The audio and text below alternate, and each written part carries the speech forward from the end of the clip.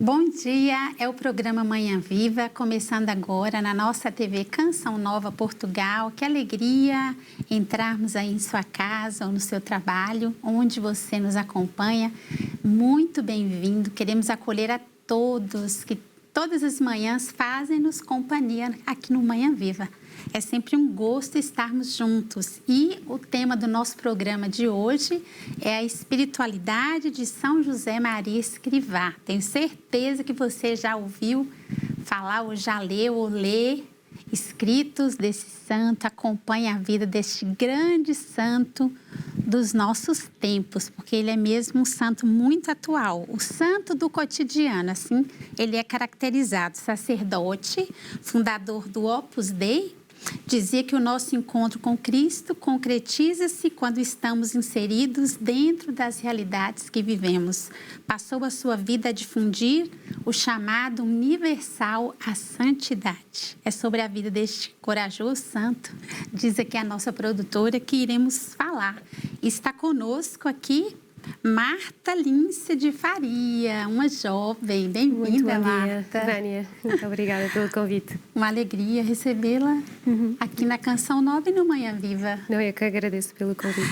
A Marta é assessora do Vigário Regional do Opus Dei em Portugal para as questões econômicas. Está conosco, veio de Lisboa de propósito para estar no programa. Ela também é membro da Opus Dei, então vamos conversar, vamos ser iluminados, não é assim? Pela vida deste grande homem, com certeza nesse momento intercede por nós. Eu quero convidar a Marta para orientar o nosso momento de oração, como claro sempre começamos aqui rezando. Com todo o gosto. Senhor nosso Deus, que na Igreja escolheste São José Maria, sacerdote, para anunciar a vocação universal à santidade e ao apostolado, concedei-nos por sua intercessão e exemplo que, através do trabalho cotidiano, nos identifiquemos com Cristo, vosso Filho, e servamos com amor ardente a obra da redenção. Por nosso Senhor Jesus Cristo, vosso Filho, que é Deus convosco na unidade do Espírito Santo. Amém. Então pedimos a intercessão e ele está intercedendo, Sim. com certeza, né, Marta? Sim, claro que sim. Aqui a nossa produção colocou um comentário a respeito dele quando nasceu, mas eu gostaria que a Marta falasse para nós quem é este santo do cotidiano. São José Maria, se tivéssemos que definir quem ele de facto foi o fundador do Opus Dei. Deus escolheu, foi um instrumento escolhido por Deus para, no mundo, fazer ver a necessidade de que esta mensagem e esta instituição existissem a partir de 1928, no dia 2 de outubro de 1928, em que Deus lhe fez ver o que seria o Opus Dei. São José Maria nunca foi muito explícito quanto àquilo que aconteceu nesse dia de manhã, porque como a sua mensagem era precisamente explicar a qualquer cristão que a santidade era o seu fim, não se queria centrar tanto nos fenómenos extraordinários. Por isso não sabemos muito acerca dos detalhes. Há várias interpretações. Há gente que diz que São José Maria viu Jesus trabalhar nos 30 anos de vida oculta, como é que no coração do Filho de Deus encarnado se ia fazendo também já a redenção enquanto ele trabalhava e como se sentia amado pelo Pai e devolvia esse amor. Há gente que diz que ele viu pessoas de todas as profissões, de todas as raças, de todos os países, a trabalhar e no meio da sociedade, levando a mensagem cristã, mas sobretudo fazendo bem o seu trabalho e relacionando-se bem com os seus próximos. E a partir daí a vida dele foi essencialmente fazer a vontade de Deus. Ser o fundador do Opus Dei, apesar de não ter vontade de fundar nada, mas Deus como colocou numa situação que ele não podia escapar. É sempre assim, né? Sim. Sem pretensões. Sim. Né? E depois foi e será sempre desde o céu essencialmente um pai desta família. Acho que nos anos posteriores o seu coração de pai acabou por ser aquilo que mais se notou, a forma como diligentemente formou os primeiros membros do Opus Dei, todos muito jovens, muito inexperientes, e se dedicou à sua formação. Ô Marta, tudo isso aconteceu em Espanha, né? Sim. Ele é espanhol, aqui Madrid. pertinho. Aqui diz que ele foi ordenado sacerdote em 1925, muito jovem, né? Sim, 23 anos. 23 anos. Fundou o Opus Dei, como você narrou aí tão bem, momento da fundação, né? O Opus Dei é como é que nós podemos dizer, uma congregação? É uma prelatura pessoal. Prelatura. Sim, neste momento a única. Provavelmente Deus suscitará outras, é a forma jurídica do Opus Dei, cuja à frente está um pastor e cujo critério de pertença ao Opus Dei precisamente é pessoal e não é territorial. Quando pensamos, por exemplo, numa diocese, não é? O critério de pertença a determinada diocese é territorial. Aquelas pessoas que residem em determinado território pertencem a uma diocese. Sim. O Opus Dei tem um critério de pertença pessoal que tem que ver com as pessoas, elas próprias, se sentirem chamadas por Deus a pertencer ao Opus Dei e dedica-se sobretudo à formação dos seus membros, à formação de quem deseja ser formado nesta espiritualidade e em fazer de altifalante para esta mensagem da chamada universal à santidade do ponto de vista subjetivo e do ponto de vista objetivo. O que é que isto quer dizer? Todos os homens estão chamados à santidade e todas as realidades humanas que não ofendam a Deus também estão chamadas a ser caminho através da qual o cristão se encontra com Deus. Entendi. E para nós entendermos melhor esse jeito de viver, Marta, eu queria que você contasse para nós que momento que você conheceu São José Maria Escrivá, como é que o Opus Dei entrou na vida da Marta? Eu praticamente não tenho consciência de ter existido sem ter existido São José Maria na minha vida. Nesse sentido, são um exemplo, são um exemplo um bocadinho particular, porque os meus pais eram membros do Opus Dei e, portanto, eu nasci e fui crescendo com esta presença amiga. Na altura ainda não era santo, era o beato José Maria Escrivá, mas desde cedo eu sentia-me muito atraída pela forma como os meus pais viviam. De facto, eu não me via muito rodeada de cristãos com muita formação, que vivessem de modo muito ativo a sua fé. Pelo contrário, vivíamos numa zona onde não havia muitas pessoas que vivessem assim. Sim. E atraía-me muito o poder ser melhores amigos de Deus e ao mesmo tempo não ter de deixar as coisas que eu tanto amava, como o estudo, o desporto, as amizades. Precisamente o que me diziam no Opus Dei, o que me dizia São José Maria é: através destas coisas encontrarás a Deus. Então isso sempre foi uma coisa muito atrativa. O que eu acho que talvez seja um bocadinho como é que eu interpreto tudo isto, apesar de sempre ter estado lá, sempre tive a consciência de que era um dom imerecido. Porque às vezes, quando nós temos alguma coisa desde que nascemos, parece que temos direito a ela, não é? E isso sempre Deus me deu uma consciência de que era um dom imerecido poder viver com esta luz ao lado que me fosse orientando e que me atraía em direção a Ele. E você, então, pessoalmente fez essa experiência? Sim. De facto, a pessoa não pertence automaticamente ao Opus Dei pelo facto dos pais o pertencerem. Isso. É verdade que eu não consigo dizer em que momento é que eu não passei a sentir-me atraída e não me sentia antes. Portanto, acho que esta parte do discernimento eu tinha mais ou menos claro que era o que eu queria para mim. Lembro-me de um dia o meu pai me ter chamado assim sozinha. Tínhamos assim umas conversas, não é, de pai para filha. E ele disse-me com muita solenidade: Marta, tu não tens que pertencer ao Opus Dei pelo facto de nós pertencermos. O importante é que tu faças o que Deus quer para ti. E eu disse: mas eu quero, pai. Que bonito. Eu quero. Talvez o que para mim tenha levado mais tempo a discernir tenha sido a forma como eu iria pertencer ao Opus Dei. Eu tenho dois irmãos mais velhos que também são da obra e têm vocação ao celibato, que é uma palavra um bocadinho incomum e às vezes eu acho que não transmite a beleza do que está por detrás. Exatamente, não é? Uma palavra assim, às vezes um bocadinho pouco comum, sobretudo. Mas pronto, no fundo esta grandeza de poder entregar o coração inteiro a Deus, viver já um bocadinho como viveremos no céu todos. Mas eu estava plenamente convencida que a cota da minha família estava preenchida, porque com 2 irmãos com este tipo de vocação, a minha vocação era matrimonial com certeza, e o meu diretor espiritual disse-me que não era bem assim que se discernia a chamada de Deus. Portanto, começámos um processo de pedir luzes, de oração mais intensa, e depois há 2 acontecimentos que realmente são a resposta de Deus para mim, não é? Para outra pessoa se calhar não teriam sido. O primeiro acontecimento foi precisamente na canonização de São José Maria, no dia 6 de outubro de 2002. Ele foi canonizado em Roma pelo Papa João Paulo II, São João Paulo II. No dia a seguir havia uma missa de ação de graças na Praça de São Pedro, e antes da missa eu estava a fazer leitura espiritual. São José Maria recomendava que nós todos os dias lêssemos 15 minutos de um livro ou da Sagrada Escritura ou de um livro de um santo ou de um autor espiritual, e assim vamos acumulando conhecimento.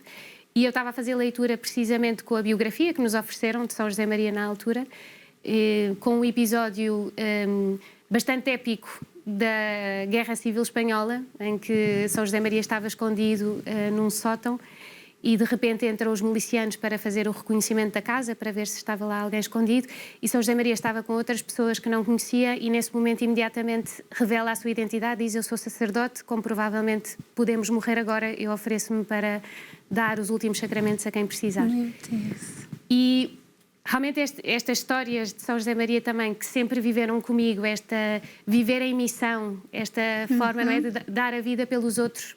Talvez como naquele momento Deus fez-me ver, eu quero-te na linha da frente, e para mim significaria de alguma maneira entregar o coração. Não quer dizer que as pessoas que tenham vocação matrimonial não estejam na linha da frente, mas para mim naquele momento significava isso. Entretanto voltei para Portugal, o meu diretor espiritual disse-me: parece-me que é uma luz de Deus e que São José Maria também está metido nisto, mas vamos esperar para ver se não é só o entusiasmo, não é, do encontro multitudinário em Roma. E na primavera do ano seguinte eu estava a almoçar com uma amiga e eu tinha a convicção de que qualquer pessoa que entrasse em contacto com esta mensagem ficaria atraída automaticamente, não é? Estávamos a falar de uma residência universitária que há em Lisboa, a residência universitária dos Álamos, e a pessoa estava-me a comentar que, pronto, na residência algumas residentes não compreendiam muito bem a proposta que se fazia na residência, e eu disse: mas elas não querem ter formação no Opus Dei, não querem estar com Jesus no sacrário, não querem assistir à missa? E ela disse que não. Então nesse momento eu percebi que no meu coração havia um amor especial que Deus tinha semeado e que iria fundamentar essa relação para o resto da minha vida. Sim, que bonita a sua história, né? Obrigada. Linda a sua partilha, porque a gente percebe que de fato é um chamado, não é? Sim. Para pertencer à obra, né? O chamado que São José Maria nos faz é para todos, a santidade, mas pertencer, não é? Sim, Vânia. Deus entrega 2 coisas essencialmente a São José Maria. Entrega uma mensagem, que é esta mensagem de chamada universal à santidade, que depois o Concílio Vaticano II vai fazer sua, e outros cristãos também falaram da importância desta mensagem, e que pode ser vivida por qualquer cristão. E depois entrega-lhe uma instituição que vai ser o altifalante desta mensagem, como eu dizia. E uma pessoa, para pertencer à instituição, em princípio, discerne, não é? Vê, apercebe-se de que Deus a chama, que Deus a convida a pertencer e durante toda a sua vida apoiar-se nesta instituição e apoiar a instituição. Entendi. E tem um momento que vocês fazem algum compromisso? Sim, há o que nós chamamos as incorporações, portanto, como qualquer instituição da Igreja, a partir do momento em que uma pessoa quer pertencer, há um período em que o próprio e a Igreja discerne se a pessoa está no sítio certo, sobretudo para que isso seja um caminho de florescimento humano e que a pessoa não sinta, não é, que a vocação, ao contrário do pretendido, a afasta de Deus e a faz menos feliz. Então, sucessivamente a pessoa tem várias fases de incorporação.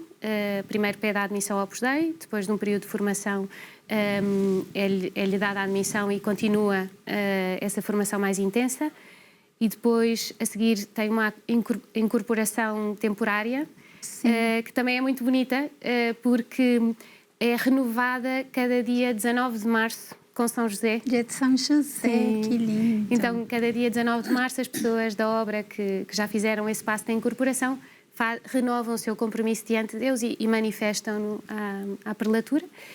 E depois, bastantes anos depois, 5, 6 anos depois, a partir desse momento pode-se fazer a fidelidade, que seria a incorporação definitiva. Havia um membro do Opus Dei jovem, um dia que com São José Maria se enganou e disse: Padre, hoje faça felicidade. E São José Maria, toda a gente começou a rir e disse: não te enganaste, ainda estiveste mais certa do que se tivesses dito a fidelidade. A felicidade, Exatamente. de fato né? Quando a gente se encontra assim na vocação, né? Sim, a pessoa é uma mistura de paz, de alegria serena, não é? De impulso para ajudar os outros. Sim. É mesmo e Marta, conta para nós, você falou que São José, de um episódio onde ele estava em plena guerra espanhola, né? Sim. Mas ele também deve ter vivido outros desafios no tempo dele, né? Sim. São José Maria viveu os desafios... A Guerra Civil Espanhola foi claramente um período muito exigente para o Opus Dei. Ele já era sacerdote. Já era sacerdote e já tinha fundado o Opus Dei. Já tinha fundado. Se é que se pode dizer, não é? Fundar uma coisa no dia 2 de outubro, cujo único membro é ele próprio, não é? E ele no início também, quer dizer, ele viu o Opus Dei no dia 2 de outubro. Isso também é uma das coisas que é muito interessante, é que o facto de ter um dia concreto mostra que o momento fundacional é a luz de Deus. Depois tudo o que venha a partir daí já depende dessa luz. Não é uma ideia que ele teve para resolver determinado problema. Sim. Mas o único membro naquele momento era ele. Não é? Ele começa a verificar se há instituições que já tenham esta mensagem, primeiro, e depois vê que não. E então começa a rodear-se daqueles que serão os primeiros membros do Opus Dei, explicando a mensagem. Portanto, quando estala a Guerra Civil Espanhola, em 1936, tinham começado as primeiras iniciativas. Portanto, foi um período muito forte, porque parecia que os sonhos iam por água abaixo. Iam por água abaixo. Mas também foi um período que, olhando para a providência ordinária de Deus, também se vê que forjou a primeira geração daqueles que seriam os membros do Opus Dei. Alguns no momento ainda não pertenciam, mas vê-se uma primeira geração muito fortalecida, que depois é capaz de ir pelo mundo, não é? e contribuir para a expansão do Opus Dei para outros países. Não é? Sempre com uma alegria enorme, sempre com muito sentido de sacrifício, e nota-se que alguns deles foram claramente forjados pela Guerra Civil Espanhola. Sim. Depois, o período da Segunda Guerra Mundial não é particularmente importante na história do Opus Dei, porque foi o momento em que se consolidou o Opus Dei em Espanha, e depois da Segunda Guerra Mundial é que se começa a expansão para outros países. A década de 50 foi a década onde, de longe, São José Maria começou em muitos países diferentes, sobretudo na Europa e na América do Sul, na América do Norte também. Um período particularmente importante foi após o Concílio Vaticano II, porque São José Maria, a partir do momento em que vai para Roma, vai assumir sobretudo funções de organizar o Opus Dei, de formar os seus membros, de preparar aquilo que será a solução jurídica, porque não existia na altura, quando o Opus Dei é visto por São José Maria, não havia um fato à medida no direito canónico da Igreja, e portanto era necessário fazer uma série de diligências junto da Santa Sé. Portanto, vai passar muito tempo em Roma sem aparecer demasiado.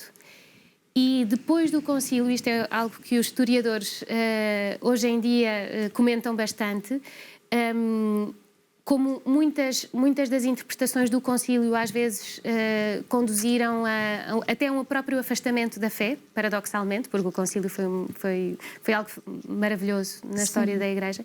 Então São José Maria, como nesse momento volta a sair e faz uma série de viagens pela Península Ibérica, pela América, o que se chamam as catequeses na América e as catequeses da Península Ibérica. Agora estamos a celebrar 50 anos das catequeses na América, precisamente. Foi fecundar a América, olha exatamente, só. Que exatamente. E ao mesmo tempo como que garantir que aqueles que viviam à sombra da formação do Opus Dei entendiam bem a mensagem do concílio. Portanto, foi um momento em que ele saiu, e muitos dos vídeos que nós temos são desse momento precisamente. Vemos bastante na Sim, internet sim. vídeos dele Uma força, pregando. uma fé. Então, são essas catequeses que ele fez. Sim. Esse período em que vai encontrar-se com sacerdotes, vai se encontrar com famílias, com os membros da obra, com todos. Vai ser... Marta, você usou a palavra que os membros foram forjados no início, né? Sim. Naqueles tempos difíceis, os primeiros membros, e aí eu me recordo que sempre que a gente lê um escrito dele, está lá, forja. Sim. Então, vem do verbo forjar? Sim, vem de forjar, a forja, não é? Para moldar. Moldar, exatamente. Que bonito. Sim, há um livro, o primeiro livro de São José Maria é O Caminho, ao início chamava-se Considerações Espirituais, e são pensamentos espirituais que ajudam a fazer oração. Essencialmente é o Evangelho mastigado, não é? Ou a Sagrada Escritura, não é? Aplicada à experiência da vida do dia-a-dia e da relação com Deus. Depois vão-se publicar outros 2 livros mais ou menos do mesmo estilo, o Sulco e a Forja, mas é precisamente essa ideia, não é? Deus forja-nos, vai-nos forjar. Sim. E a formação é algo muito forte também no Opus Dei, né? Sim, porque se pensarmos que, sobretudo, a tarefa da santidade fala o Espírito Santo e faz em conjugação com a liberdade de cada pessoa, o que é que o Opus Dei pode fazer, não é? Qual será a tarefa do Opus Dei? Essencialmente dedicar-se a organizar a formação, a dar os meios necessários a estas pessoas para que elas possam, para que não é, a obra do Espírito Santo e da sua liberdade possa ir mais rápido, não é? O Opus Dei é como um catalisador, não é? Uma coisa que acelera as reações, não é? E o objetivo é dar à pessoa a formação necessária para ela conseguir aplicar o Evangelho à sua vida do dia-a-dia, conseguir, quando está no seu trabalho, rezar, não é? Estar próxima de Deus, que o trabalho seja um tempo forte de união com Deus. Às vezes as pessoas pensam, não, eu estou com Deus quando estou na missa, quando estou no meu tempo de oração. Verdade. Mas no trabalho também. O tempo inteiro, né, Marta? Sim, com os outros. Marta, vamos fazer uma breve pausa. A gente vai conversar muito mais sobre essa formação. Eu gostaria que você falasse e a forma como vocês vivem no dia a dia a espiritualidade. Mas para o segundo bloco, quem está em casa vai esperar um instantinho só, que nós voltamos aqui a continuar a nossa conversa, né, com a Marta sobre São José Maria Escrivá, esse santo tão querido que a gente já vai conhecendo e já vai se entusiasmando por ele. Aguarda um instante.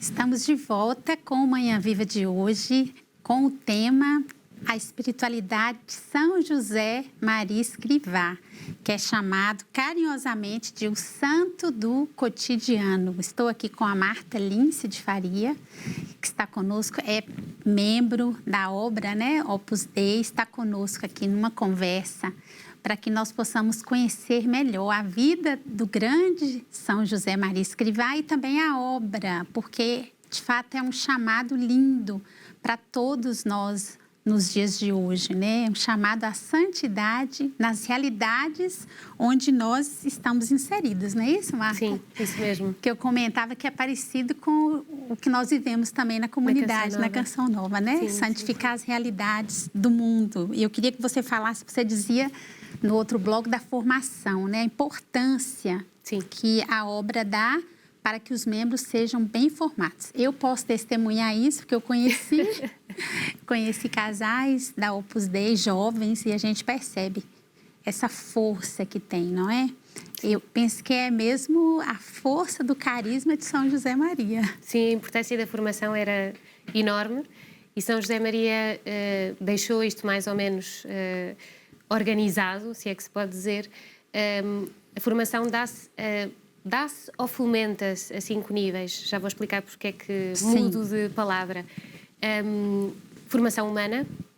Para sermos santos temos que ser muito humanos e crescer nas virtudes humanas. Formação doutrinal. Conhecer, costumava usar uma expressão que é: temos que ter doutrina de teólogos e piedade de crianças e piedade de meninos, não é? Temos que ser ter o conhecimento, e isto parece-me extremamente importante, porque hoje em dia as pessoas têm muita educação formal nas ciências em geral. E, portanto, se a fé fica com as razões de uma criança de 10 anos que fez a primeira comunhão, a fé parece algo infantil, não é? É isso mesmo. Portanto, a ideia é dar conhecimentos filosóficos e teológicos de nível, o nível equivalente àquele que a pessoa na sua vida civil tem, para que a pessoa sinta que a fé não fica para trás, não fica empequenecida. Depois, formação espiritual, com o acompanhamento espiritual e a direção espiritual dos membros, e também com, eu diria que o meio de formação, não é? A sessão de formação essencial para um membro do Opus Dei, a mais comum, é o que se chama os círculos. E o nome não é por acaso, não é? Chama-se círculos precisamente porque os temas vão circulando ao longo do ano e vai-se transmitindo com alguma maior profundidade ou maior, ser mais amplo, ou com uma perspectiva prática, ou um aspecto da piedade cristã, ou uma virtude, e assim consegue-se marcar uma cadência semanal no esforço do cristão por assemelhar-se a Cristo. Então, esta semana, por exemplo, vou viver a missa mais unida a Jesus, não é? Mas mais consciente da forma como Ele se entrega a mim e eu entrego-me, e assim sucessivamente. Depois, outros dois aspectos, que é a formação apostólica, de facto, o dom de línguas ou a capacidade de chegar aos corações, temos que pedi-lo ao Espírito Santo, mas também temos que esforçar-nos por melhorar, não é? Por ser cada vez mais oportunos. E, finalmente, a formação profissional. E por isso é que eu dizia, fomenta-se mais do que seja uma formação que se dá, porque não é o Opus Dei que vai dar formação profissional aos seus membros, porque eles são profissionais das mais variadas profissões, dos mais variados ofícios, mas sim fomenta-se que a pessoa vá crescendo na sua formação profissional, que saiba bastante de ética profissional, que se forme, que tenha contacto com outros profissionais da área, para ir formando o discernimento e para pensar, não é? Como pensaria Cristo nas suas circunstâncias. Sim, mas eu achei tão interessante quando você disse que a fé não pode ser baseada naquilo que eu fiz na primeira Eucaristia. E a gente percebe, Marta, que hoje é isso que acontece. A pessoa faz os sacramentos, né? Ela é batizada, depois faz a primeira Eucaristia e para aí. Afasta-se, né? Infelizmente, a realidade. Não é? Então, fica realmente uma fé infantil. E a gente vê que é uma urgência. O Opus Dei, né? É uma urgência. São José Maria também costumava dizer que o Opus Dei é uma grande catequese. E eu diria isso, uma não é? catequese. Realmente dar doutrina. Não é? Dar... Eu estive em Roma a estudar teologia. E ao início pensei, isto vai ser uma coisa facílima, pronto, faço isto por espírito de serviço. Você fez teologia e filosofia na Universidade de Santa Cruz, é isso? Exatamente. Em Roma. Mas realmente, quando sou confrontada, não é, com estudar Deus, como é que não podia ser grandioso, não é? Como é que não podia ser lindo, como é que não podia ser belo? Eu não tinha noção, não é? No momento ainda não sabia o suficiente para ver o quão maravilhoso seria poder estudar Deus. Ô Marta, fala para nós a forma como vocês vivem a espiritualidade, né? Sim. Você disse que o Opus Dei tem profissionais de todas as áreas, não é? Das mais diversas. Como que esses profissionais, né? Digamos, tem alguém nos vendo agora que sentiu um chamado, né? Como esses profissionais vivem no dia a dia? Como é que é? De acordo. Essas pessoas se aceitam o desafio da santidade, porque eu diria, não é, que é o desafio que se lança nada mais, nada menos, e também costumo dizer isto às pessoas a quem dou formação, mesmo que elas não sejam do Opus Dei, quer dizer, aqui estamos para a santidade, não vamos empequecer isto, não é? Então, primeira condição seria a relação com Deus na oração e na Santa Missa. E passo muito do meu tempo, em que estou a formar outras pessoas, a fazer as pessoas entenderem que é necessário tempo de silêncio diante de Deus. Isso é a caldeira que vai aquecer a temperatura espiritual da pessoa por dentro e que lhe vai permitir depois encontrar-se com Ele em todas as outras circunstâncias. Mas pelo menos, não é? Eu recomendo sempre, Sim. pelo menos 20 minutos, 15 minutos de meditação diária vai ensinar a pessoa, também há um modo de pensar que gosto de explicar às pessoas assim, não é? Eu falo português, em Espanha fala-se castelhano, a linguagem de Deus é a linguagem do amor.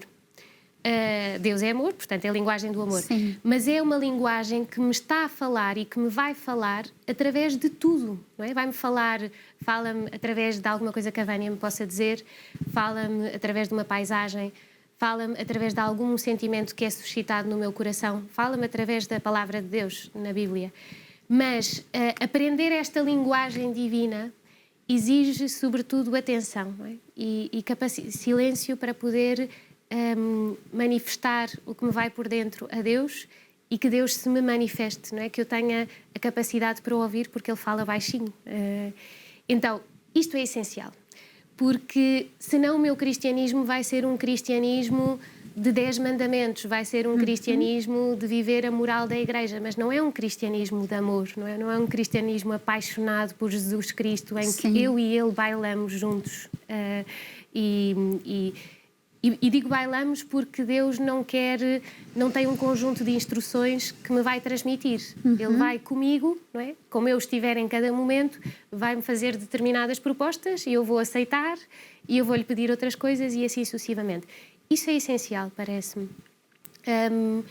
Não é a totalidade do que é a vida de uma pessoa do Opus Dei, mas é necessário que aí esteja, para que a pessoa seja de Sim. Deus. E isso é a ideia da caldeira que vai aquecer todo o aquecimento. Depois, a missa é essencial porquê? Porque o meu dia, ele próprio também é uma missa, não é? Porque eu, ao longo do meu dia, vou relacionando com pessoas, vou tendo acontecimentos, vou tendo ações, vou tendo movimentos do coração. E todas essas são oferecidas a Deus em sacrifício, não é? São tornadas sagradas. Sim. E eu faço-as com Deus e para Deus. Então, a missa é aquele momento em que eu agarro em todo o meu dia, não é? Nas horas de trabalho, até nos meus pecados, de alguma maneira, não é? Verdade. E coloco-os sobre o altar. E tudo isso é assumido por Cristo e entregue ao Pai, não é? A partir desse momento tem um valor divino, já não sou só eu que ofereço, eu ofereço com Cristo. Depois eu diria que para viver a espiritualidade do Opus Dei faz falta uma criatividade pueril, ser um bocadinho criança e ir descobrindo ao longo do dia pequenos pormenores de amor nos quais eu me vou relacionando com Deus, não é? Coisas que só eu e Deus sabemos, não é? Uma flecha, umas palavras que eu dirijo a Deus assim de repente, uma pequena oração, ou associar determinada ação a alguma coisa que eu ofereço a Deus ou alguma intenção pela qual eu rezo. Sim. Isso são tudo o que São José Maria chamava indústrias humanas, que são como lembretes que me voltam a, não é? Quando eu me esqueço de Deus, voltam a lembrar-me dele. E depois, essencialmente, a pessoa quando trabalha, uma coisa que me aconselharam muitas vezes e que eu acho que faz toda a diferença, ok, eu posso olhar para Deus e posso levantar o meu coração a Deus e posso oferecer-lhe o meu trabalho, isso também é essencial, mas tomar consciência de que enquanto eu estou a trabalhar, Deus está a olhar para mim. Não sei se a Vânia tem aquela sensação, se lembra daquela sensação quando a criança está a brincar ou qualquer coisa e de repente vem uma sombra por detrás e fica lá alguém a olhar, não é? Tem alguém perto, não é? E é o pai ou a mãe que estão a ver. O pai ou a mãe fazem isso, é. Então é como se Deus... Estão sempre de olho, né, Marta? Exatamente. Para ver se está tudo bem. Sim, e às vezes até se comovem com alguma coisa que a criança faz. Então, isso é o que Deus faz connosco quando nós estamos a trabalhar, não é? Quando Deus olha desde o céu, não é? Compadece, compraz em nós, é isso que diz. Se compraz em nós. Não é? No momento em que Jesus é batizado, em quem pus as minhas complacências, e isso diz de nós quando nós nos batizamos. Portanto, Deus goza connosco, só de olhar para nós isso provoca-lhe gozo. E eu posso me esquecer dele, mas ele não se esquece de mim, não é? E trabalhar nessa consciência que eu sou amada enquanto trabalho e que o meu trabalho é retribuir a esse amor, é essencialmente o que faz o membro da obra. Se pensar, é muito simples, não tem nada de extraordinário.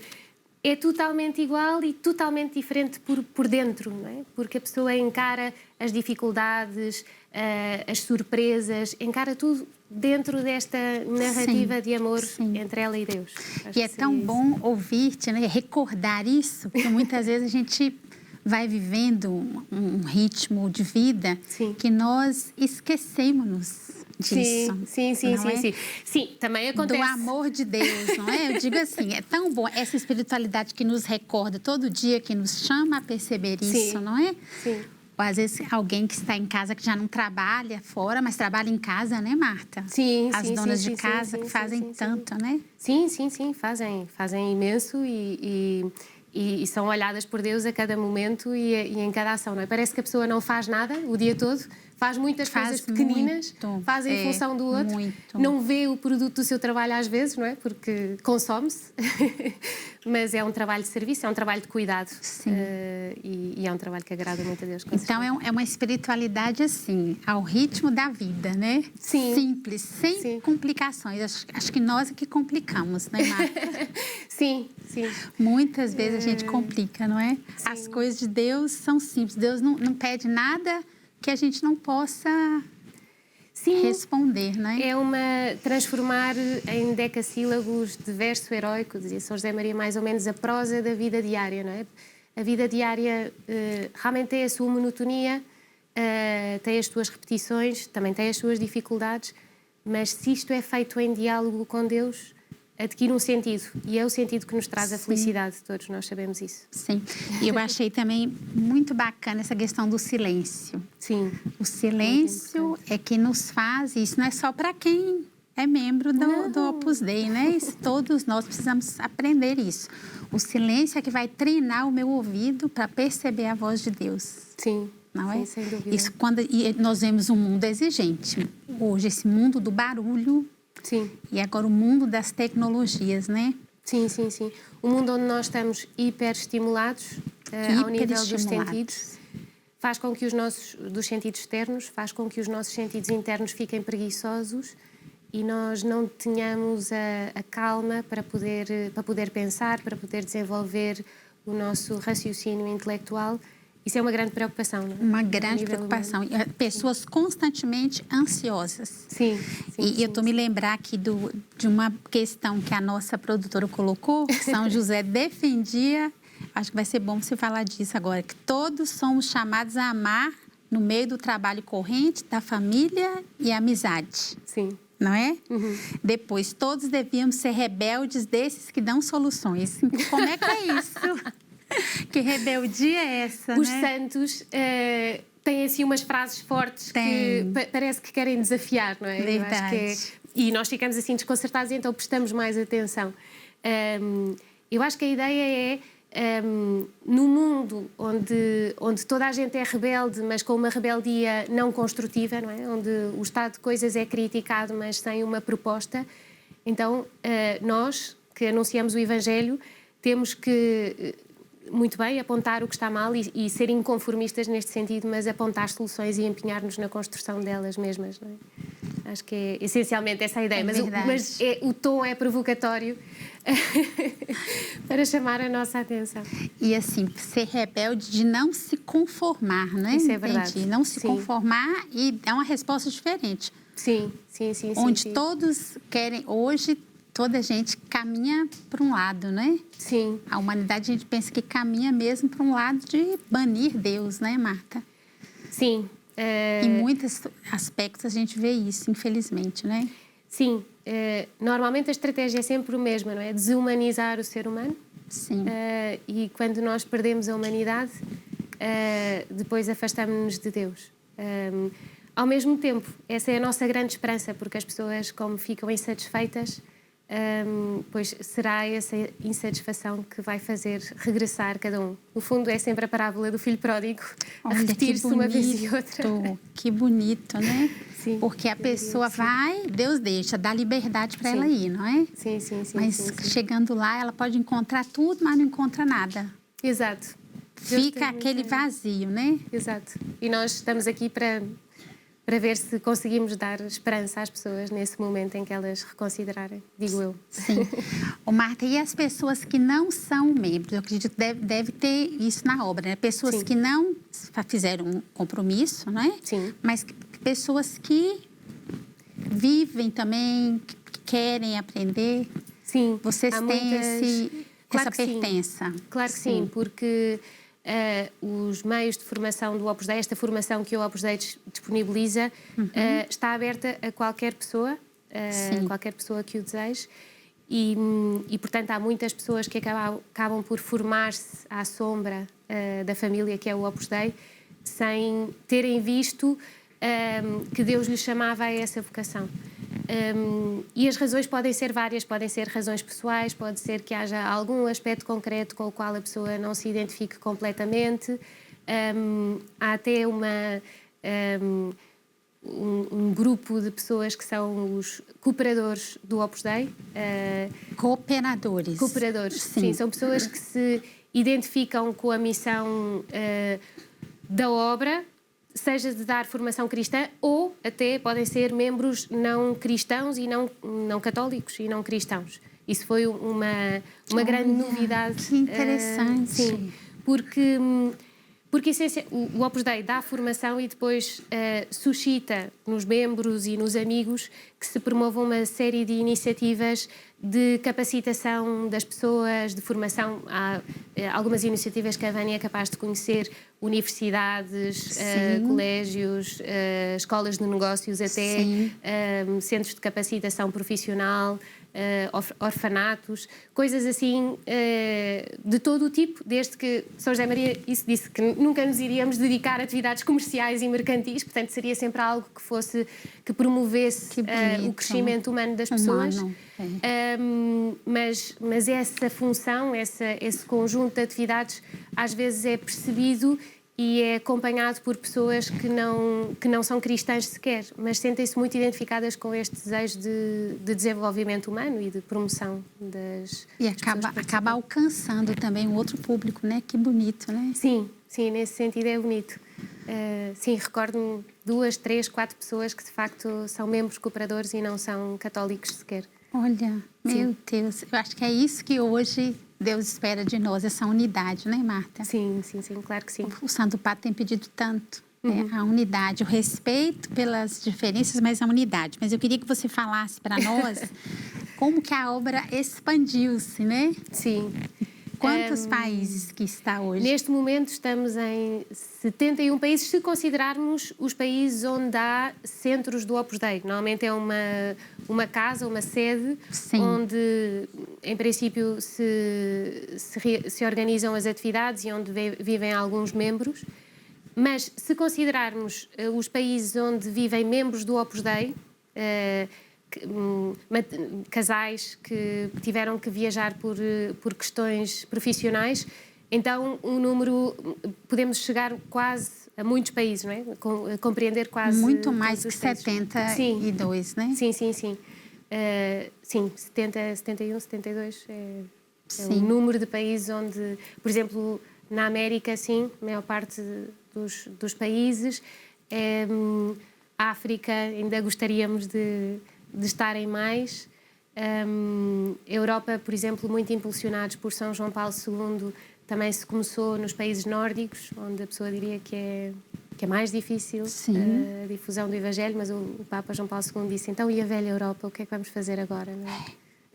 Meu Deus, que bonito. E o Beato Álvaro del Portillo, que na altura estava à frente do Opus Dei, disse, então, Santo Padre, vamos... baseados na fé do Papa, vamos... Na fé do Papa. E foi São João Paulo II que canonizou, não é? São José, que bonito, né? Canonizou São José Maria. Maria Escrivá. Sim. E fala para nós um pouco, assim, da canonização. A canonização foi um momento especialíssimo e aqui, se calhar,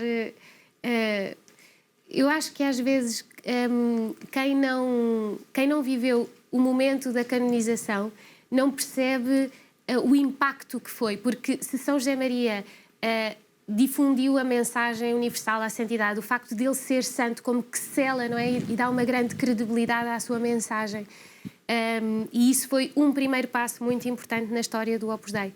Outros passos depois têm sido os processos de canonização de outros membros que já não sejam clérigos e que se santificaram desempenhando o seu trabalho profissional. Por exemplo, a beata Guadalupe Ortiz de Landázuri, uma mulher, já foi beatificada, o beato Álvaro del Portillo, mas era sacerdote e bispo, foi o sucessor de São José Maria, mas agora estão em processo. Estão em processo de canonização, então.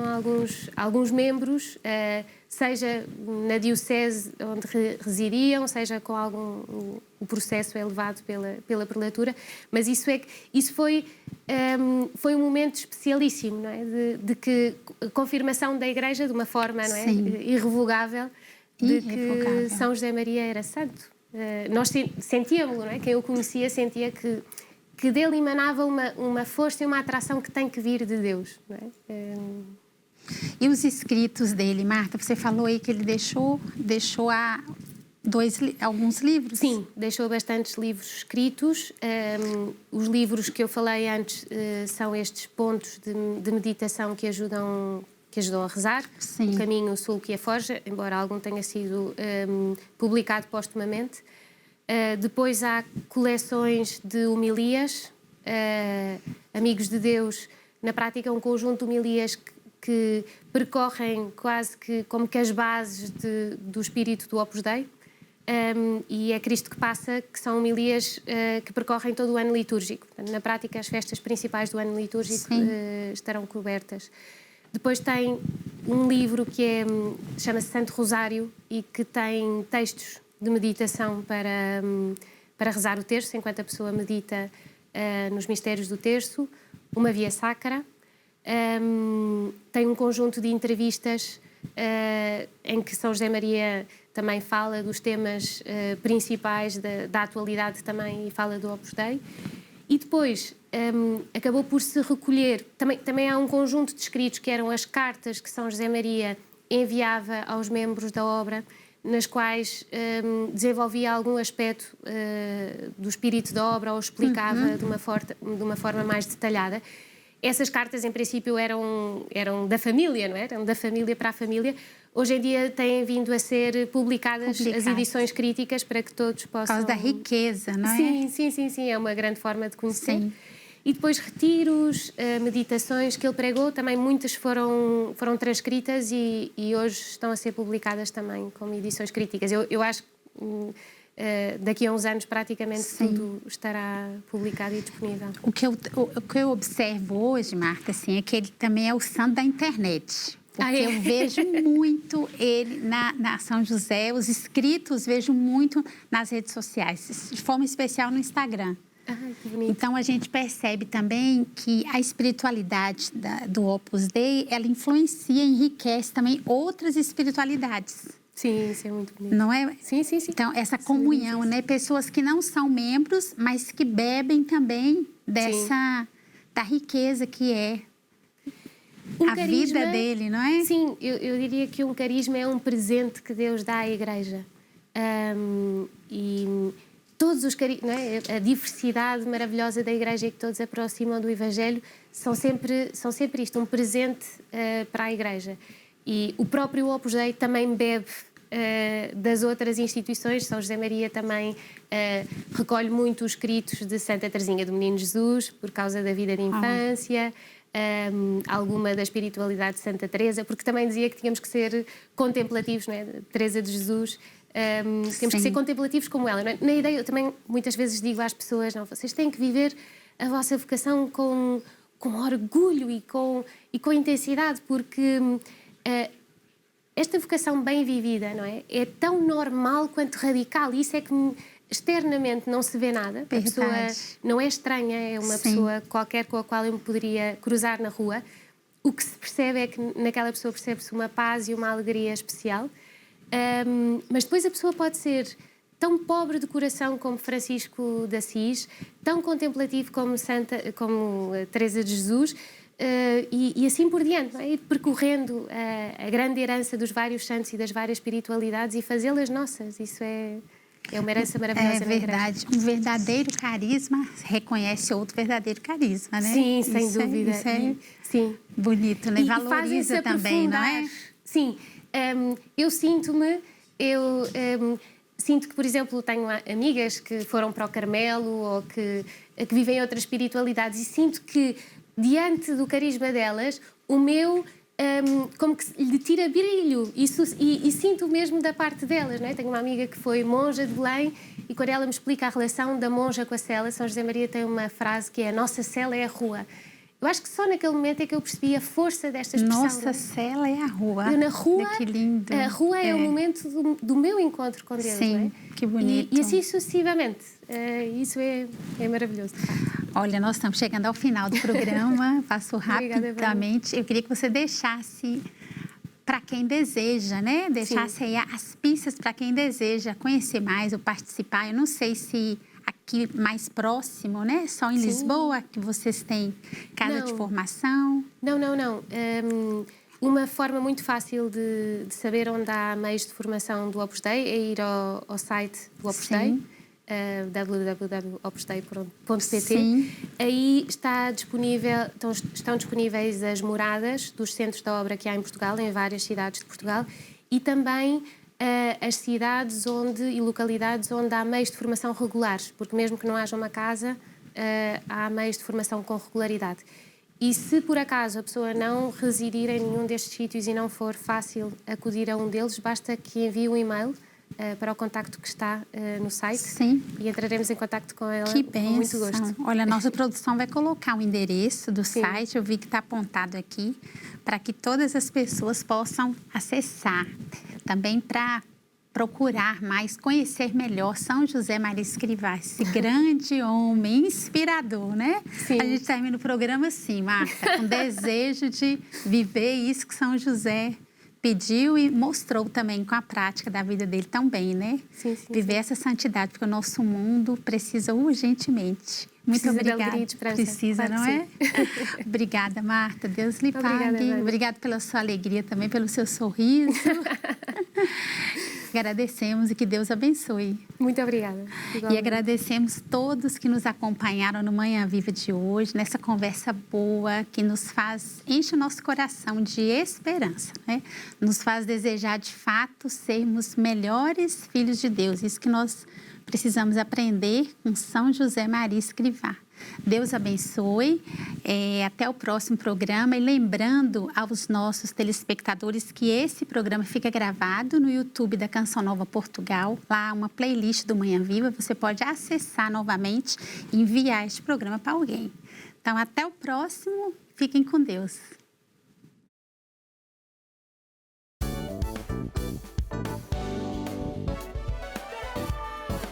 Se gostou deste programa, clica aqui na nossa playlist aqui em baixo para ver outros episódios. Se ainda não subscreveu o nosso canal do YouTube, faça-o já clicando neste botão aqui do lado e será logo o primeiro a saber todas as novidades.